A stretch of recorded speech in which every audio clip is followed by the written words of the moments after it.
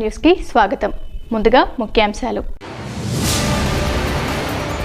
ఈ రోజు దేవస్థానం గోశాలలో మొన్న 2-4 కోళ్ళు చనిపోయినని వాటి అడగడానికి మేము వచ్చినాక 1-2 గంటల పాటు దేవస్థానం ఉద్యోగం లోపలని చదువుకొని అన్ని రకాలు చేసి గంట సేపు తాళాలు తీసినా కూడా ఇక్కడ ఉద్యోగస్తులు అంటే ఏ విషయాలు చెప్పడానికి తడబడుతున్నాడు. కొత్త ట్రాన్స్ఫర్ అయినా ఏం చెప్తాడు. ఇక్కడ వాళ్ళు వేరే వర్కర్లు అంటారు. ఇక 8 మంది 10 మంది పని చేస్తా ఉంటారు. పని చేసే సిబ్బంది లేరు, దానా లేదు, గడ్డి లేదు.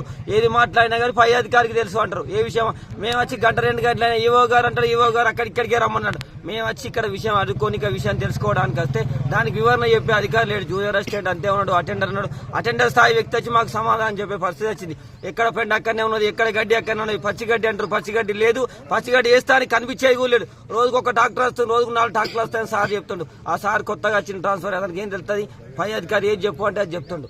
ఇక్కడ ఏ విషయాన్ని చూసినా శూన్యంగా ఇదివరకు ఎన్నోసార్లు రిపేర్ అంటే ఎన్ని యువలకు ఇష్టమని ఎంతమంది యువలు తీసుకుంటారో చెప్తారు, సమాధానం అయిపోతున్నాయి. మేము పోయినప్పుడు నమస్కారం అంటారు, దండం